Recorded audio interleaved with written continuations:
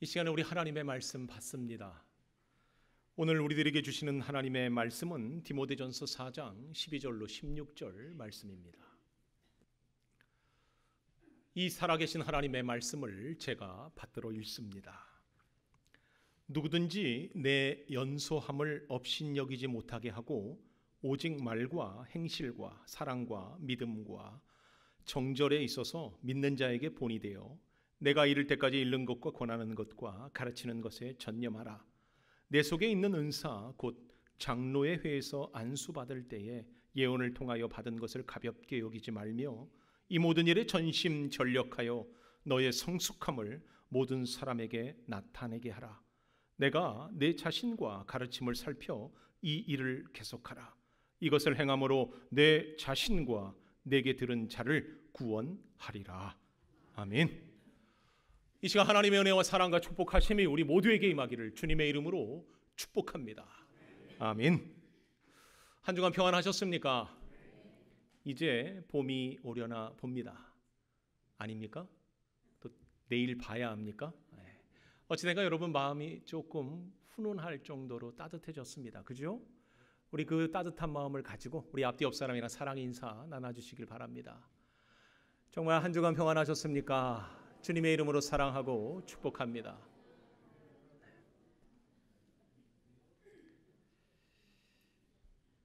저는 예전에 한번 여러분들에게 말씀드렸던 1만 시간의 법칙, 여러분 기억하십니까? 이 이야기를 가지고 여러분 설교를 시작하려고 합니다.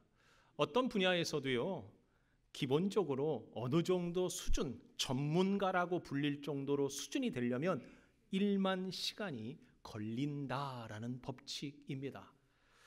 그러니까 1만 시간이라고 하면요, 매일 3시간씩 10년입니다. 안 놀랄 줄 알았습니다. 10년 정도 3시간 그 일에 집중해야 야, 그 정도 할만하네, 오 잘하네, 이 정도 얘기 듣는다는 얘기입니다. 바꿔놓고 얘기하면 하루에 10시간씩 3년. 이도 안 놀랄 줄 알았습니다.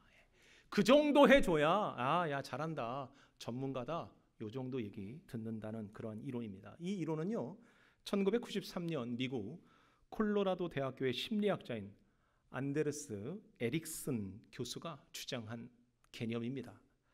중요한 것은 사실 내노라 하는 대부분의 사람들, 인정받고 야 전문가다라고 얘기하는 대부분의 사람들이요, 정말 많은 노력을 했기에 그 자리까지 올라올 수 있었다는 얘기입니다.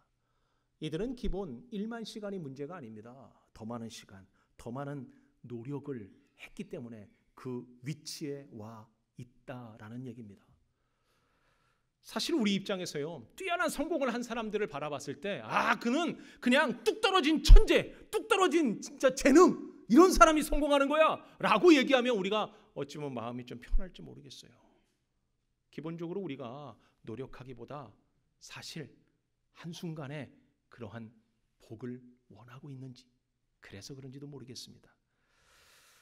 하지만요, 대부분 뛰어난 재능도 참 중요하다라고 말하지만요, 그들의 숨겨진 그 노력, 최소 1만 시간의 노력, 이것들이 그들을 그 자리에 올려놓게 되었다라고 말하는 거죠. 그렇습니다. 이 땅에 살았던 한 획을 그었던 수많은 위대한 사람들, 그들은요, 우리가 모르는 엄청난 노력, 땀과 눈물이 그들 인생 가운데 있었다라는 이야기입니다. 그래서 말콤 그레드웰이라는 사람은 보통 사람의 영역을 뛰어넘는 정말 천재적인 능력을 가지고 성공을 이룬 사람들을 가리켜서 라이어라고 표현했습니다. 대표적으로 우리가 잘 알고 있는 제네럴 일렉트릭사의 회장과 최고 경영을 맡았던 경영 천재 잭 웰치, 그리고 컴퓨터의 혁명을 일으켰던 빌 게이츠, 또 음악에 있어서는요 엄청난 신드롬을 만들었던 우리가 잘 아는 모차르트, 그리고 또한요 운동의 전설적인 인물로 남은 마이클 조던. 여러분 한 번쯤은 들어봤을 만한 그런 인물들이죠. 아마 그들이 아웃라이더에 표현돼 속해지는 그런 인물이 아닌가 싶습니다. 그들은 기본적으로 타고난 재능을 가졌습니다. 그래서 많은 사람들에게 존경을 받습니다. 하지만 그들은 대부분이 다 노력파였다라는 겁니다. 여러분, 모차르트 얘기가 나와서 여러분에게 말씀을 드리면, 모차르트는요 3살 때부터 피아노를 쳤습니다. 여러분, 3살 때 피아노 치신 적 있습니까? 그리고 그가요 21살이 되었을 때 그를 대표하는 곡, 바로 피아노 콘체르토 9번을 작곡하였습니다. 이 얘기는요 단순히 천재야 라고 얘기하는 게 아니라, 그는요 무려 18년 동안, 여러분 18년 동안 얼마나 피아노를 쳤는지 상상이 되십니까? 천재보다 더 중요한 노력이 있었다는 거죠. 또 제가 개인적으로 마이클 조던 되게 좋아합니다. 근데요 그는요 NBA의 전설을 만들어냈지만 그는요 재능보다 더 위대한 것이 있다라고 그가 말했습니다. 그의 어록에 보면요 이런 말이 있어요. 나는 9,000번의 수술 실패했다. 경기에서 300번이나 졌다. 경기의 승부를 결정짓는 수술 26번이나 놓쳤다. 나는 계속해서 실패했다. 그래서 이게 내가 성공한 방법이다. 여러분, 무슨 얘기인지 이해가 되십니까? 실패 많이 하니까, 그만큼 노력 많이 하니까 결국 그 자리까지 올라가더라, 이 얘기입니다. 마이클 조던 정말 위대한 연습벌레, 정말 연습벌레였죠.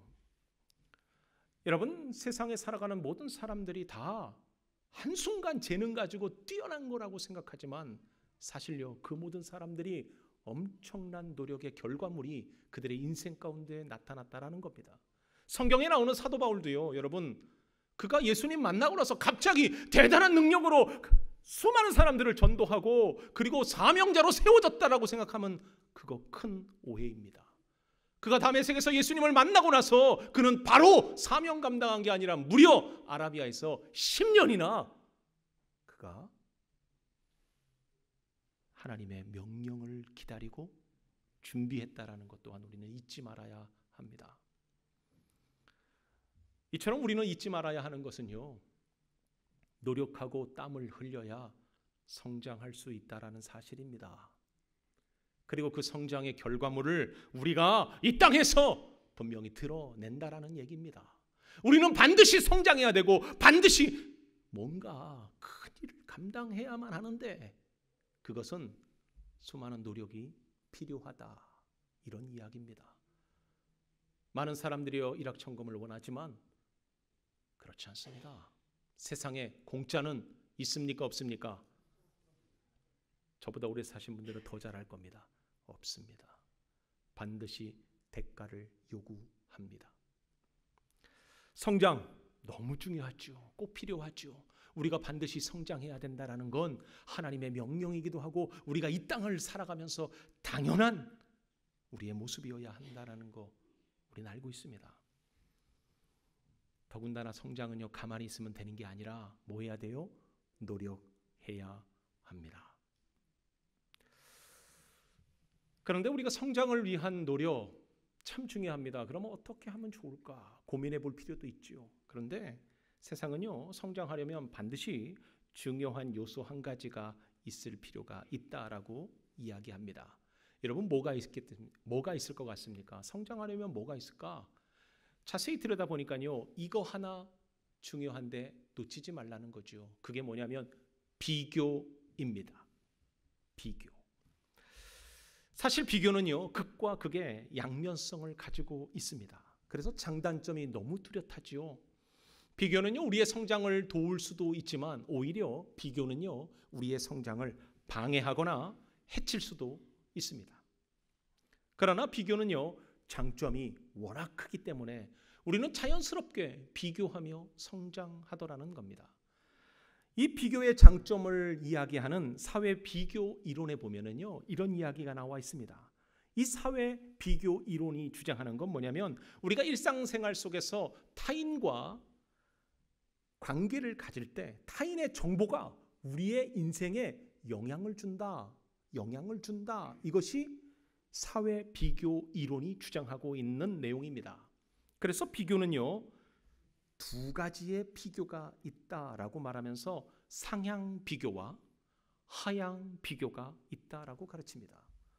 상향 비교, 여러분 이게 뭐 얘기하는 것 같아요? 상향 비교는요, 당연히 나보다 잘난 사람, 이걸 비교할 때 상향 비교라고 합니다.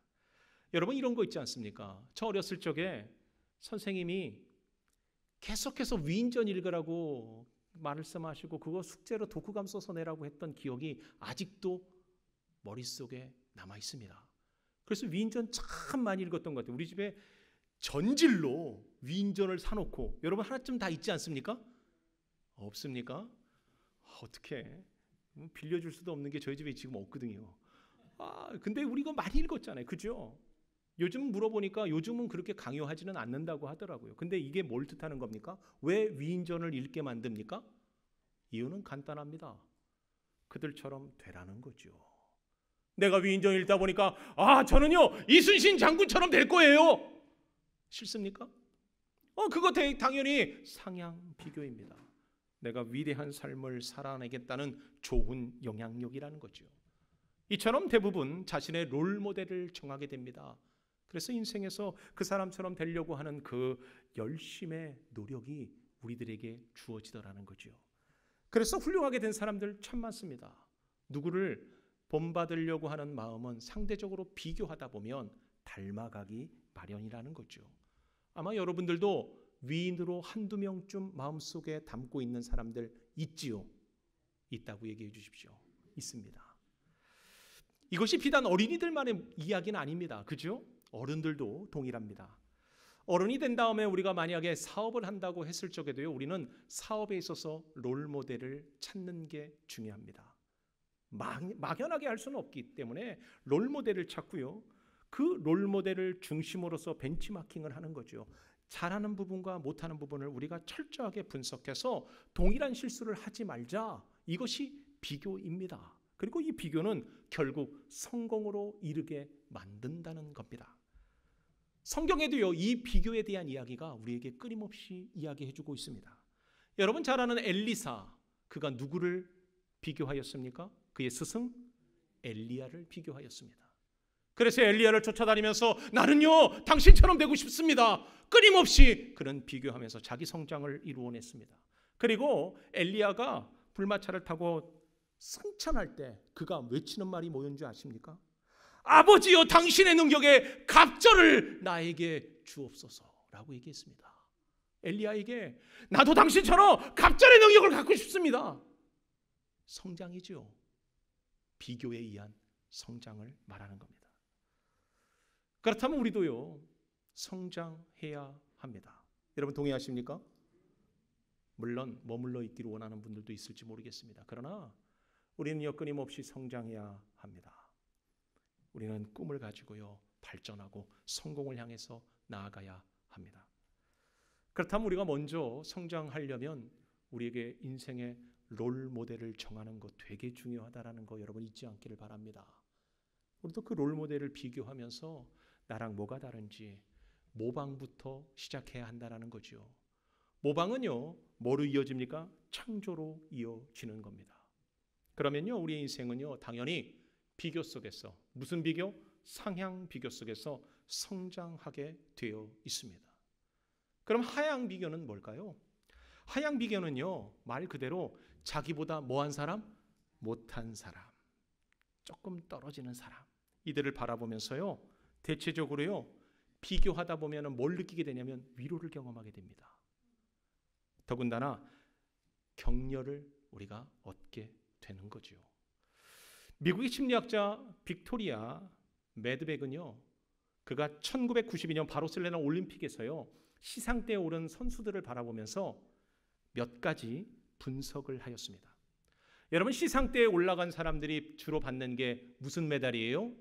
금메달, 은메달, 동메달입니다. 근데 그들을 자세히 들여다보니까 특이하게 가장 기뻐할 만한 사람이 누구였을까요? 당연하지요. 최고인데, 전 세계 최고인데 금메달 받은 사람이 제일 기쁘고 제일 행복하겠지요. 그런데 두 번째 기뻐하는 사람을 자세히 들여다보니까 누가 제일 기뻐했을 것 같아요? 동메달입니까? 은메달입니까? 여러분들이 동메달이라고 얘기하는 분들이 있는데 왜 그렇습니까? 색깔이 훨씬 더 금이랑 가까워서? 이 매드맥도요. 이상하다. 왜 그러지? 은메달보다 동메달 받은 사람이 표정이 더 밝아요. 인터뷰를 해보니까 실질적으로 그들이 더 기뻐하고 있더라는 겁니다. 이유가 뭘까? 그래서 매드맥은요, 이런 결론을 내립니다. 기쁨은 절대적인 성적에 따라 결정되는 것이 아니라 누구와 비교하냐에 따라 더 큰 영향을 받는다라고 결론 내렸습니다. 이런 겁니다. 은메달을 딴 사람은요, 금메달하고 비교하는 거예요. 그죠? 그러니까 어떻게 해요?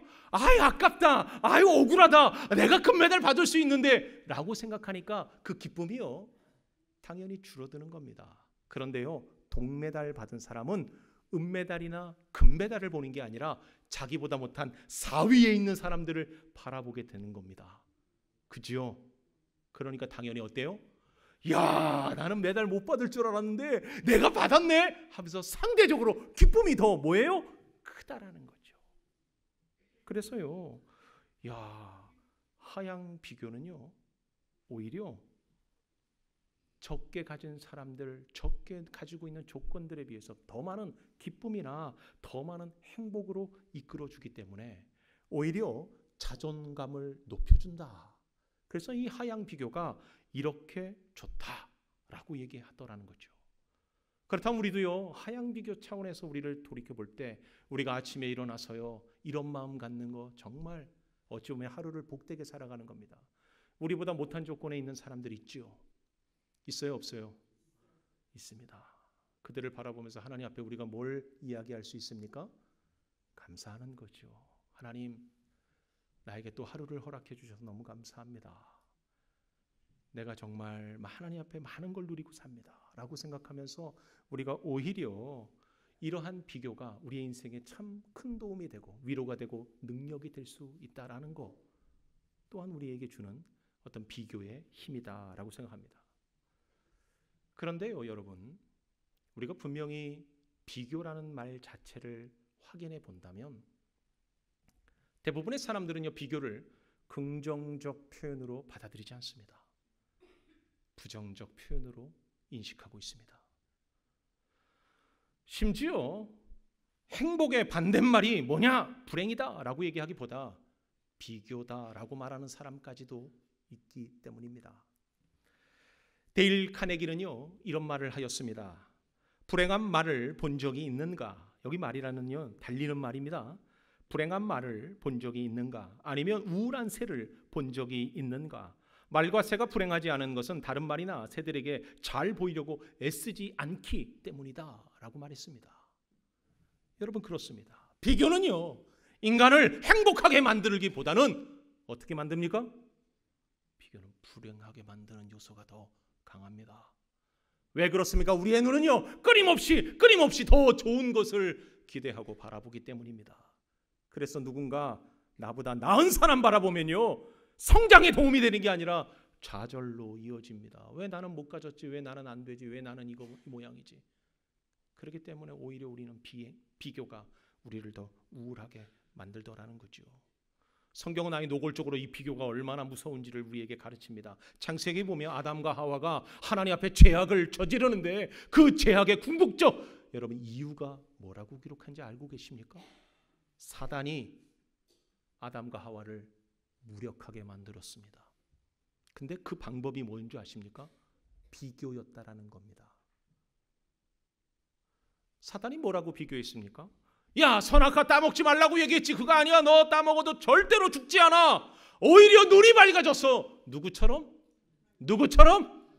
하나님처럼 될 거야. 그 말을 들은 하와가 뭐 했습니까? 주저하지 않았습니다. 그냥 먹었습니다. 여러분, 그 무서운 것이 바로 비교 의식에서 비롯되었다라는 거죠. 이 비극적 사건은요, 바로 그 자녀들에게 이어집니다. 여러분 보세요. 가인과 아벨의 사건 뭐합니까? 하나님께서요, 아벨의 제사는 받으시는데 가인의 제사를 받지 않았어요. 그러니까 가인이 어떤 마음이 듭니까? 아벨을 미워하게 됩니다. 그래서 어떻게 돼요? 결국 돌로 쳐 죽입니다. 근데 여러분, 그게요 단순히 아벨을 미워해서 죽인 거라고 생각하십니까? 여러분, 아닙니다. 그 중심에는 누구에 대한 분노가 있었기 때문입니까? 자기의 제사를 받아주지 않는 하나님에 대한 분노가 누구에게 폭발한 겁니까? 바로 아벨에게 분풀이식으로 폭발해 버렸다는 겁니다. 이처럼 성경 안에는요 비교가 낳은 비극을 우리들에게 그대로 고발하고 있습니다. 모세의 누이 미리암, 그가 왜 문둥병자가 됐습니까? 그 사건 아시죠? 그가요 생각해 보니까 모세나 나나 별반 다를 게 없거든요. 심지어 모세는 더 하나님 보시기에 이방 여인과 막 거론하고 막 이런 모습 보이니까 막 정죄했거든요. 그러니까 하나님께서 그를 정죄함을 통해서 뭐합니까? 심판하셔서 문둥병을 그에게 주십니다. 뭐예요? 비교 의식이 이렇게 무섭다라는 거죠. 이런 비교의 불편함은요 성경에만 이야기가 아니지 않습니까? 우리 현실의 이야기는 또 어떻습니까? 여러분, 사촌이 땅을 사면 우리는 어떻습니까? 이렇게 얘기하는 제가 밉습니까? 나는 안 그런데, 그러면서도 우리가요 누구 집에 뭐 있다 그러면 괜히 불편한 거야. 그 사람보다 좀 못하다는 느낌 받으면 괜히 화가 나는 거야. 왜 그렇습니까? 이유 없이 차 바꾸고 이유 없이 가구 바꾸고 이유 없이 더 많이 살려고 하는 그 마음이 어디서부터 비롯되었습니까? 비교 의식 아닙니까? 저 사람은 잘 사는데 왜 나는 못 살지? 저 사람은 예쁜데 왜 나는 못생겨? 여기까지 아니어도 여러분, 우리가 얼마나 많은 비교를 하면서 마음 아픈 삶을 살아갑니까? 요즘 인터넷에 보니까요 강남 엄마라는 패러디가 요즘 아주 인기더라고요. 보니까 그거 다 뭔 얘기입니까? 이 사회가 얼마나 비교 의식이 끝으로 치닫고 있는지 고발하고 있는 거 아니겠습니까? 여러분, 이 심리는요 유행이라는 측면에서 보면요 더 적나라하게 드러납니다. 유명 연예인들이요 입는 옷과 액세서리가 얼마나 대단한 줄 아십니까? 한번 인터넷에서 그것이 나오고 나면 없어서 품절 대란이 일어납니다. 제가 이걸 내용을 좀 확인하다 보니까요 이런 경우도 있대요. 어떤 연예인이요 경찰 조사를 받으러 경찰서에 갔습니다. 근데 그날 입었던 그 자켓이 다음 날 없어서 못 팔았답니다. 와, 아니 뭐 이게 뭔 일이요? 그러니까 이해도 되는 게, 여러분 조금만 유명해지면 광고주들이 어떻게 해요? 너나 할 것 없이 광고 모델로 쓰려고 난리지 않습니까? 왜요? 그 사람들 세워 놓으면 매출이 올라가니까. 맞는 얘기잖아요. 그지요? 이게 무슨 심리입니까? 나도 연예인처럼 되고 싶다라는 심리죠. 나도 좀 뭔가 있어 보이고 남들처럼 좀 가진 것처럼 보이고 싶어하는 그 심리를 그대로 이용하고 있는 게 오늘날 이 시대의 모습이더라는 거죠. 그런데 여러분, 이건요 마치 남들에게 잘 보이기 위한 인생 아닙니까? 언제부터 우리가요 비교를 통해서 나를 발전시키고 나를 더 나은 성장을 이루는 것이 목적이 아니라 변질되어져서 남들보다 더 우월하다라는 그 우월감, 그거 가지고 살아가게 만드는 엉뚱한 것에 집중하고 있지 않냐라는 겁니다. 단지 자기 지기 싫어하는 마음, 단지 안 하면 뒤지는 것 같은 열등감만 있게 만드는 그 비교, 그 마음에 어떤 평화가 찾아들겠습니까? 거기에 무슨 성장이 있다고 말할 수 있겠습니까? 이런 비교들은요 우리들 인생에 아무 도움이 되지 않는다는 거 너무나도 분명합니다. 그래서 우리는요 진짜 유익한 비교를 해야 합니다. 나를 성장시킬 수 있는 비교를 우리는 이제 해야 한다는 겁니다. 그 비교는 오늘 본문이 우리에게 정확하게 말해주고 있습니다. 오늘 본문은 사도 바울이 믿음의 아들인 디모데에게 권면하고 있는 내용입니다. 그 디모데가요, 어떤 인생을 살아야 네가 성장하고 네가 하나님 앞에서 성공할 수 있는지를 가르치고 있는데, 이 내용은 이렇게 말하고 있습니다. 누구든지 내 연소함을 업신여기지 못하게 하라. 누구든지 내 연소함을 업신여기지 못하게 하라 라고 그가 권면하고 있더라는 겁니다. 여러분, 연소함이라는 게 뭐예요? 이 연소함이라는 단어, 헬라어는 네오테도스라는 단어입니다. 이 단어는 어리다, 젊다라고 하는 단어입니다. 이 단어를 쓰고 있는 대부분의 사람들은 20세에서 40세를 가르치고 있는 말입니다. 이 말은 뭐예요? 젊다 보니까 혈기가 왕성하지요. 젊다 보니까 하고 싶은 것도 많고 실수도 많은 그러한 시대를 이야기하는 거지요. 그러니까 그 젊음 속에서 신중한 인격의 모습이 드러나기 어렵다라는 걸 가르치고 있는 거지요. 그러나 여러분, 반대로 얘기하면 어리다라는 걸 뭘 뜻하는 겁니까? 더 성장할 수 있는 기회가 있다라는 겁니다. 어리기 때문에 더 많은 노력으로 더 나아갈 게 많다라는 걸 말해주고 있는 말이기도 합니다. 그래서 사도 바울은요, 디모데에게 하나의 단어를 가지고 네가 진짜 젊음을 가지고 성장할 수 있는 비결은 바로 여기에 있다라고 얘기하면서 15절에 이렇게 이야기합니다. 우리 15절을 같이 읽어보겠습니다. 이 모든 일에 전심전력하여 너의 성숙함을 모든 사람에게 나타나게 하라. 아멘.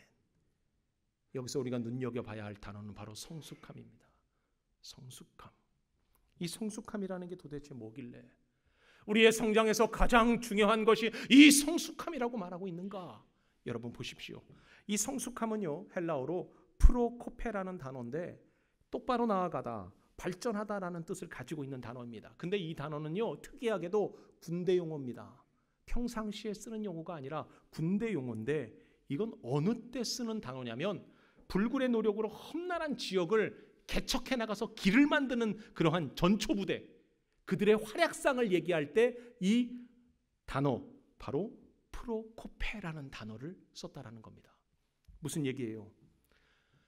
그들은요, 점점점 더 나아가야만 하는 사명이 있는 사람들입니다. 더 불불 안 가리고 끊임없이 발전하고 성장해야 되는 이유가 있는 사람들을 말하는 겁니다. 그래서 개역 한글에는요, 이 단어를 성숙함이라는 단어 말고 뭐라고 표현했냐면 진보라고 표현했습니다. 나아갈 줄자에 걸음보자를 쓴 거죠. 여러분, 맞습니다. 우리는요, 계속해서 뭐 해야 합니까? 진보, 성숙함으로 나아가야 하는 존재입니다. 그런데 그렇다면 우리는 어떻게 성숙할 수 있는 겁니까? 어떻게 진보할 수 있는 겁니까? 근데 사도 바울은요, 세상의 방법을 우리에게 설명하는 것이 아니라 영적인 방법을, 진보, 성숙함의 방법을 우리에게 말하고 있더라는 거죠. 그 내용이 이런 겁니다. 믿음의 본이 될 것과 읽는 것과 권하는 것과 가르치는 것, 청렴하는 것, 그리고 받은 은사를 활용하는 것, 이것이야말로 우리가 진보할 수 있는, 성숙할 수 있는, 성장할 수 있는, 성공할 수 있는 방법이다 라고 디모데에게 권면하고 있더라는 거죠. 여러분, 이게 무슨 얘기입니까? 이 방법들의 공통점이 여러분 뭐라고 생각하십니까? 이 방법은요, 세상이 말하고 있는 누구처럼 비교해서 네가 더 나은 자라고 그렇게 이야기하는 것이 아닙니다. 다른 사람하고 경쟁해서 뒤처지지 말라고 부추기고 있는 그러한 내용이 아닙니다. 이건 뭡니까? 사도 바울은요, 성장이라는 이 단어를 뭐로 비유하고 있냐면 바로 자기 성장, 자기 성찬에서부터 비롯되어져야 한다라고 가르치고 있는 겁니다. 여러분, 이것은 무엇을 뜻하는 겁니까? 디모데는요, 성장할 수 있는 비결이 뭐예요? 자기와 처절하게 싸워야 한다라고 가르치고 있는 겁니다. 다른 사람이랑 비교해서 네가 우월하고 열등한 것에 집중할 것이 아니라 너 스스로를 한번 확인해서 네가 지금 성장하고 있는지, 네가 온전한 내 안에 개발되어지고 있는 것이 있는지, 스스로 믿음의 본이 되어지고 있는지 확인하고 몸부림쳐서 너 스스로를 성장해 나가라라고 가르치고 있는 겁니다. 다시 말씀드리면 비교의 대상이 남이 아니라는 거예요. 비교의 대상이 누구라는 얘기예요? 누구라는 얘기예요? 바로 나라는 얘기입니다. 남과 비교하면 네가 성장할 수 없고 너의 성장은 오직 나 스스로 내 안에 있는 자기 자신과 비교해야만 성장할 수 있다. 진정한 성장은 자기 자신과의 비교에서 이루어진다. 이렇게 말하는 겁니다. 그러면서 어제의 나보다 오늘의 내가 성장했는가 확인해라 라고 말하고 있는 겁니다. 여러분, 이 말은 너무 중요한 말입니다. 사랑하는 성도 여러분, 가장 훌륭한 인생을 사는 사람은 누구라고 생각하십니까? 다른 사람이랑 비교해서 월등한 위치에 있고 월등한 능력과 권력을 가지고 휘두르고 있는 사람이 위대한 인생이라고 생각하십니까? 저는 그렇지 않습니다. 가장 위대한 인생을 사는 사람은 자기 인생을 살아내는 사람이라고 저는 생각합니다. 자기 인생을 살아낸다라는 게 뭐예요? 비교해서 우월감, 비교해서 열등감으로 살아가는 것이 아니라 나 스스로를 개발하고 나 스스로를 다시 한번 점검하여서 내가 지금 바른 길을 가고 있는가? 내가 어제와 오늘이 어떻게 다른가? 성장했는가? 머물러 있는가? 퇴보했는가? 이걸 꾸준히 계속해서 확인하여 달라져가는 인생, 그런 사람이 자기 인생을 살아가는 사람이라고 저는 확신합니다. 우리도 성숙한 성장을 이루어야 합니다. 그러려면 남과 비교하는 거, 그거 말고 어제의 나를 확인하십시오. 그리고 오늘의 나를 다시 한번 확인해야 합니다. 어제보다 더 나은 내가 성장한 나고 어제보다 더 발전한 내가 하나님의 마음을 시원케 하는 하나님의 사람이 될 수 있습니다. 그러기 위해서 우리는 멈췄던 나의 일상을 다시 추스리기 시작해야 합니다.